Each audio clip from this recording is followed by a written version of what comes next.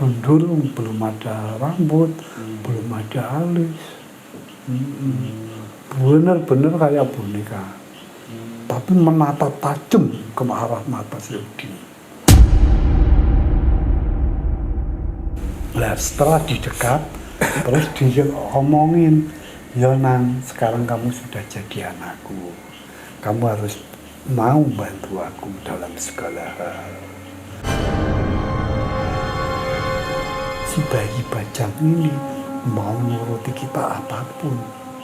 Ngambil uang seperti dulu, meramal sesuatu yang terjadi ataupun apa, itu bisa.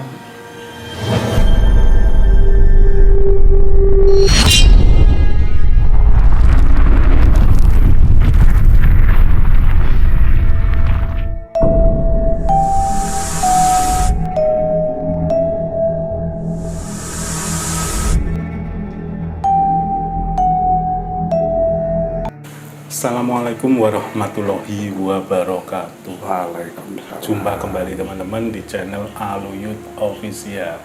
Nah, pada cerita malam hari ini Mas Adi akan berbagi kisah tentang Bayi bajang. Nah, mungkin dari teman-teman banyak yang sudah tahu apa itu bayi bajang. Tapi kalau ada yang belum tahu, ini Mas Adi mau menjelaskan sedikit tentang bayi bajang. Mas, bayi bajang itu apa, Mas? Bayi bajang itu adalah bayi yang dilahirkan dari seorang ibu, tapi di kandungan itu sudah meninggal. Jadi seorang ibu yang mengandung sampai usia 7 atau 8 bulan, nah terus di situ bayinya meninggal, Mas Sulis. Usianya sudah melebihi 7 bulan. Karena kalau 7 bulan Kalau 7 bulan kan sudah berbentuk manusia. Sudah nyawa, sudah ada nyawa, sudah komplit atau sudah sempurna. Tapi belum sempat lahir, ada penyakit atau masalah apa, meninggal di dalam kandungan. Itu bayi bajang. Nah, itu bayi bajang. Keistimewaannya, Mas? Nah, keistimewaannya jelas biasanya ada juga yang secara langsung si ibu ini bisa melihat anaknya itu. Ada juga yang memang benar-benar harus memakai tirakat atau sesuatu istilahnya tirakat untuk menjadikan itu sebagai bayi bajang. Jadi enggak, bayi bajang itu biasanya dipakai sebagai apa? Dipakai sebagai perewangan bisa. Misal dukun yang perewangan bisa ngomong sendiri, bisa meramal A, B, C sampai Z, bisa memberi istilah petunjuk sesuatu ke orang yang dimasukin terus ditanya itu. Nah, terus ada keistimewaan lagi, bayi bajang bisa untuk pesugihan. Nah, dari bayi bajang ini tadi yang dijadikan sebagai pesugihan itu tentu ada ritualnya. Oke, Mas, sebelum dilanjut, saya mau tanya-tanya juga, Mas. Ini kan dari kemarin banyak sekali komentar yang minta nomor WA. Apakah itu gimana, Mas? Apakah benar-benar ada yang WA atau? Banyak di WA sini banyak, tapi ya privasi kita akan aku sebutkan satu persatu. Ada yang dari Banjarnegara, ada yang dari Pati, ada yang dari Jawa Timur, ada yang dari Sumatera juga, Kalimantan. Tanya-tanya tentang tempat ritual pesugihan yang sudah kita tayangkan, Mas. Salam buat teman-teman, Mas. Salam juga buat semuanya. Tapi maaf, seribu maaf, kita di sini tidak menganjurkan untuk panjenengan semua melakukan ritual pesugihan. Jadikan ini sebuah cerita atau sebuah pengalaman saja. Berarti gini teman-teman, jadi memang channel kita buat ini bukan kita menganjurkan, kita mendorong atau kita mencari solusi permasalahan mereka dengan secara pesugihan. Betul. Jadi itu himbauan kita ya Mas ya. Mungkin Mas Adi punya pesan atau kesan yang kemarin udah sempat WA ke Mas Adi, dan Mas Adi mungkin yang rata-rata WA itu pasti punya problem. Pasti punya problem, punya masalah, dan pasti sedang mumet menghadapi masalah keuangan, Mas Ulis. Sama Mas. Sebenarnya sama seperti kita, tapi kita sudah tahu jalan dan kita tahu cara, kita tidak melakukan seperti itu karena kita sadar sesuatu yang insan, apalagi dan berkaitan dengan pesugihan, akan ada risiko, ada komitmen. Pasti ada timbal Kita balik. hidup mungkin di dunia bisa hidup enak, tapi jangan lupa kita bukan hanya di dunia, tapi ada akhirat yang mana di sana kita akan dimintai pertanggungjawaban dengan yang sudah kita lakukan selama hidup kita, Mas Ulis. Jadi memang nggak ada yang gratis ya Mas ya. Walaupun kita secara dalam artian gratis itu bukan kita mengeluarkan uang, enggak. Gratis itu pasti ada tumbal istilahnya atau seperti resiko di pasti ada balik resiko, itu ya. pasti ada. Jadi jangan teman-teman ya. Jangan, saya sarankan jangan. Separah apapun keadaan kita, semiskin apapun saat sekarang kita ini, tetaplah berpegang teguh kepada keyakinan kita, yaitu agama. Oke Mas Adi, dilanjut aja nggak apa-apa Mas? Tentang bayi bajang. Dikisahkan namanya Udin. Jadi Udin ini punya tetangga yang kebetulan melahirkan dan mati anaknya itu tadi. Sebelum lahir ke Sebelum dunia. lahir ke dunia di kandungan sudah meninggal. Nah, terus si Udin pernah dengar kalau itu bisa dijadikan bayi bajang. Nah, terus si Udin mendatangi kuburan itu, terus mengambil nisan, kayu yang nisan itu tadi diiris sedikit, terus sama tanah yang ada di kuburan itu tadi dibawa pulang. Nah, terus malamnya si Udin sama si istri ini ritual, Mas Ulis, yaitu ritual bayi bajang.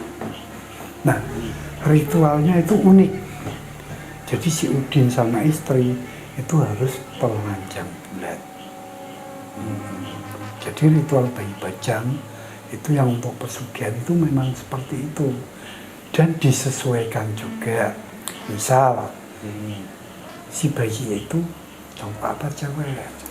Nah, jadi anak itu kan yang cowok udah pasti, kalau anak laki-laki suka mobil-mobilan, terus suka juga kayak tembak-tembakan atau apa. Tapi kalau cewek kan sukanya boneka.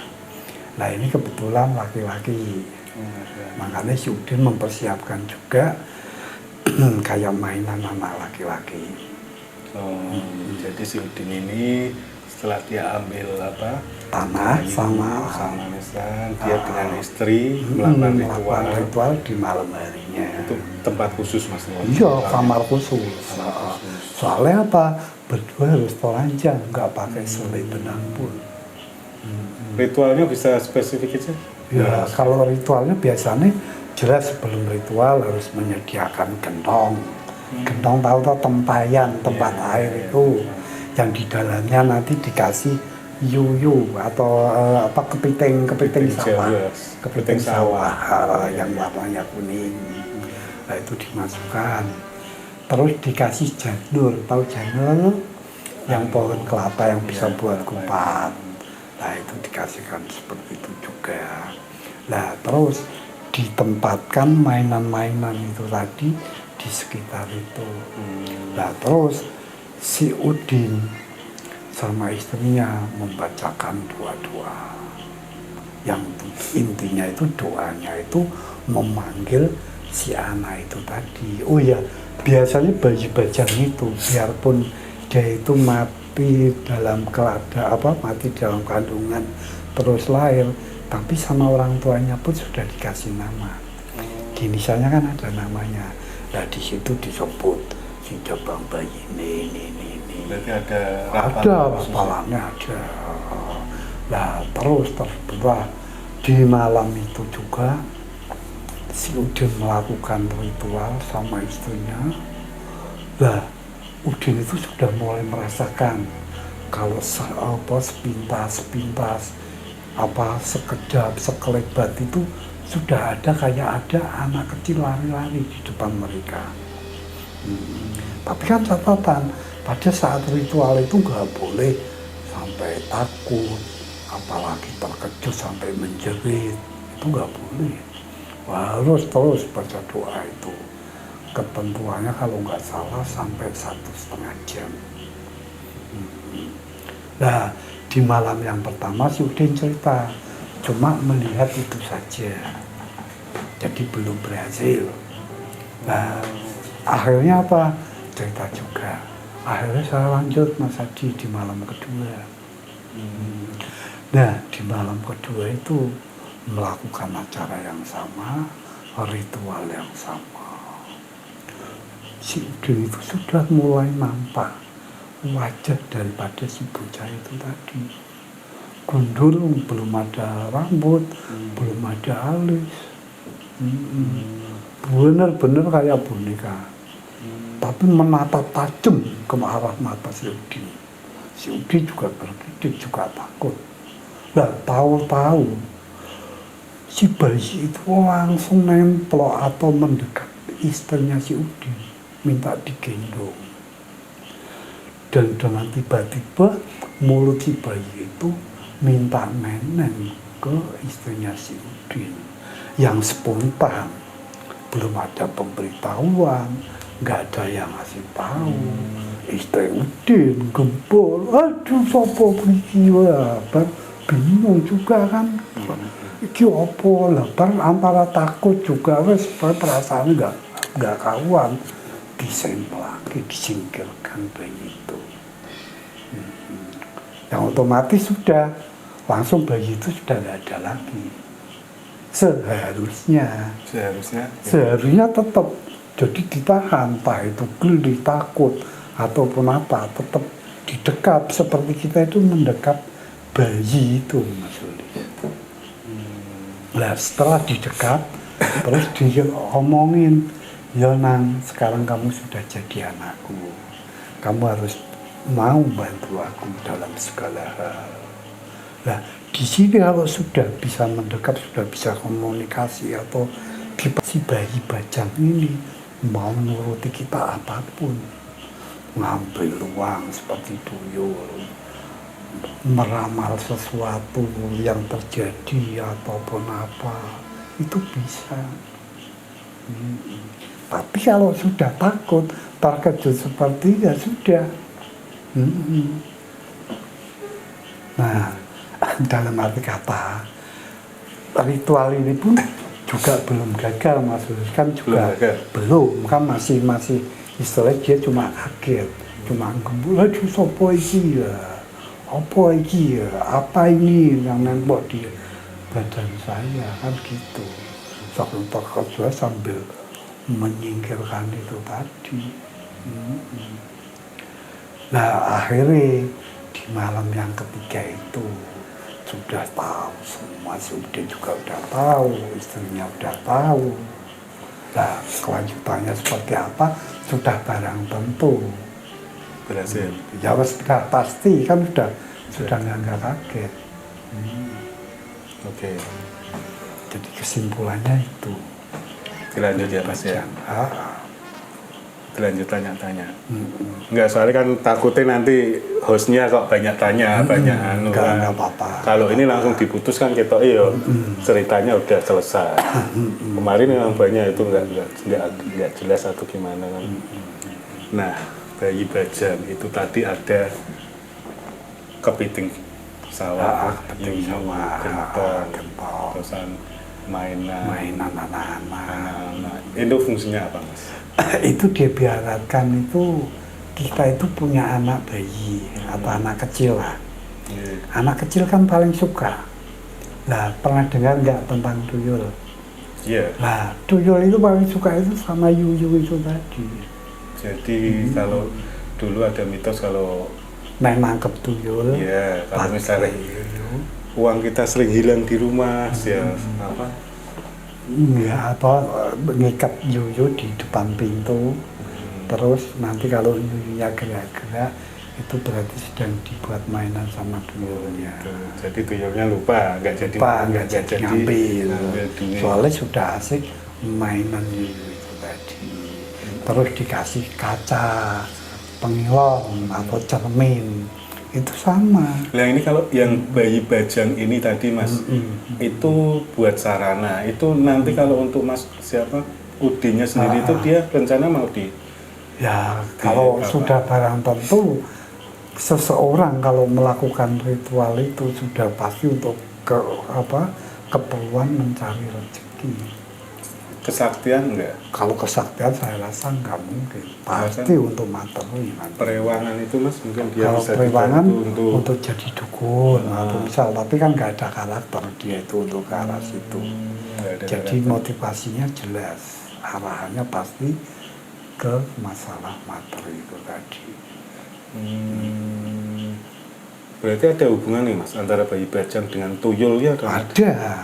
Jadi ada kalau tuyul kan ada yang mencari di tempat suatu misal di Klaten ada ataupun apa yang terkenal kan di Klaten itu. Ada ceritanya Ada juga. tempat, ada. Aku Bisa juga ya. punya ceritanya itu. Besok kita ceritain. Tapi Klaten lebih apa proses dari awal sampai akhirnya jadi kayak tuyul itu ya memang yang dari bajang ini, bayi bajang. Jadi dia prosesnya dari awal tahu sampai terjadilah suatu hubungan antara si bayi bajang sama yang ritual itu tadi.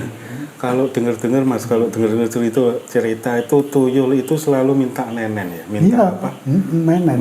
Nenen. Nenen sama si perempuan Jadi- atau istri kita misal. Jadi ya seperti istri Udin tadi yang secara kaget karena nggak tahu tiba-tiba ada yang nempel di neneknya, nempel di badannya langsung minta nenen. Berarti sebenarnya itu tadi dia minta nenen. Iya pasti nenen itu. Karena si istri Udin dia belum Nah, belum tahu, tahu sampai dia ketakutan. kaget, ketakutan sampai akhirnya menyingkirkan.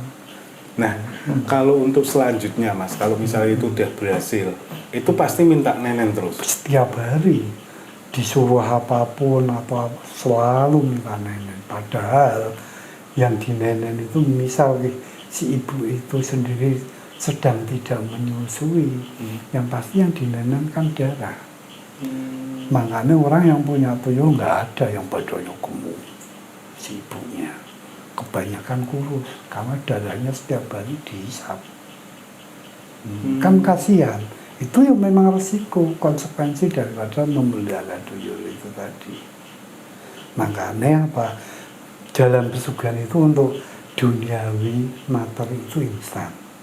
Tapi jangan lupa, pasti ada risiko dan konsekuensinya. Enggak, masih jangan itulah mas. Nanti ada cewek kurus. Yo, kan nggak gitu Iya, juga. nggak Tapi juga kan gitu. ciri-ciri orang punya tuyul atau enggak itu juga kelihatan kok. Jadi tuyul itu misal kita nggak bisa, kamu nyuruh kamu harus ngambil di tempat si A si B itu enggak. Jadi nanti kita bawa tuyul itu ke sana. Kita taruh di situ, setelah berhasil ngambil dia pulang kan gitu. Berarti itu bentuknya apa mas? Goib atau gimana? Goib mas? Ya goib, tapi yang punya kan pasti bisa lihat. Yang punya pasti bisa ya? Iya, seperti pesugihan pun yang membantu suatu misal seperti kemarin Danyang Gulio itu kan bentuknya gaib, tapi dia juga bisa ngasih uang ke pemujanya. Ngeri juga ya mas ya? Ya, Nenen ya, gitu ya, memang. nenen sampai. Jadi kalau misalnya dia nggak nenennya pun nggak bentuk asli bukan ya? Bukan, dan Darah. itu juga nenen sampai dia itu puas. Kalau belum puas ya nggak dilepas.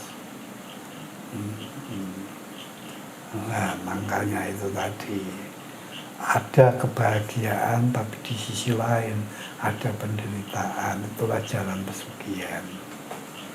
Kalau yang apa yang biasa kita dengar di channel-channel tuyul itu kita ngambilnya di tempat Kelaten paten, kebanyakan. terus ada yang mungkin ada maharnya juga. Ada yang beli, kalau oh. 100.000 nanti 100.000 ada harganya lah istilahnya si Kita tuyul beli itu. 3 juta, nanti kita dapatnya 3 juta.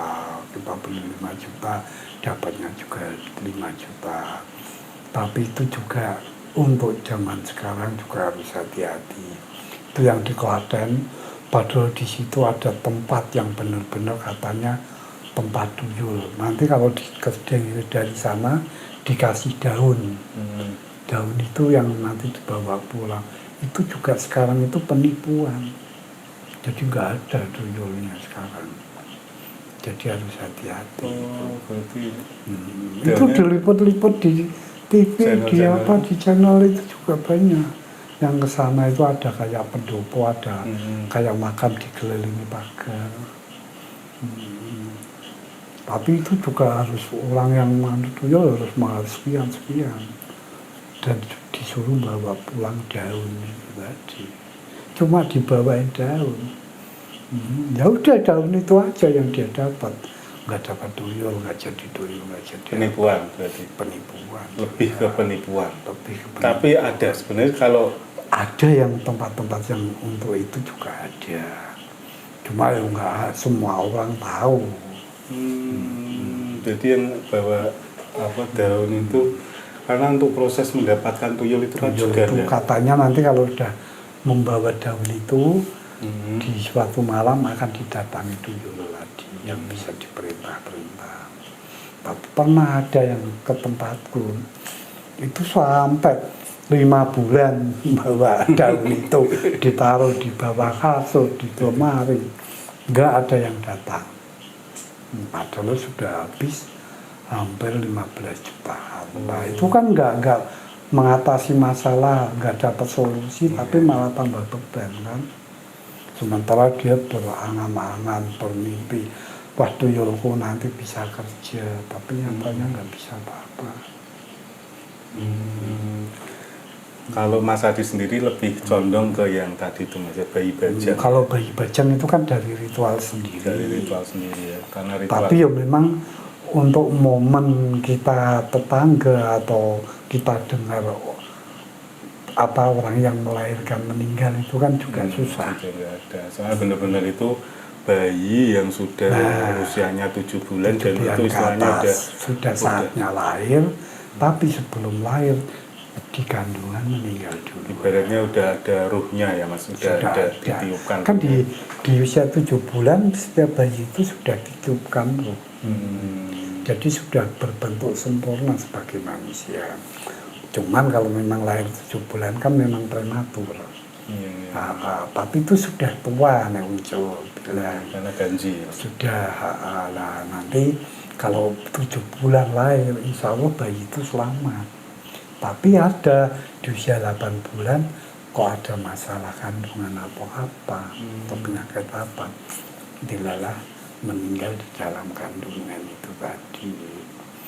Dan itu yang jadi incaran para pemburu. Nah, pemburu bayi bajang itu tadi. Kalau Mas Adi tahu Mas Nah itu ritualnya? dari Udin. Udin siapa? Kan ada rapalannya Mas. Nah kan Udin dari aku. Oh. Nanti ada yang minta. Jangan, saya sarankan jangan. Mencari pun susah. Cari susah.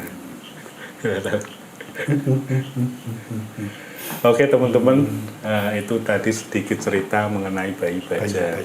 Jadi bayi bajang itu ada kaitannya dengan tuyul. Karena tuyul itu ada yang prosesnya mencari ya Mas ya, mencari itu dari beli, tempat atau dari beli. Ada yang proses sendiri. Nah kalau yang diceritakan Mas Adi itu tuyul yang melalui proses ritual. Dan ritualnya itu sarananya adalah bayi bajang. Oke teman-teman, sebelum kita tutup acara obrolan kita pada malam hari ini teman-teman, jangan lupa untuk like and subscribe. Kalau perlu teman-teman komen.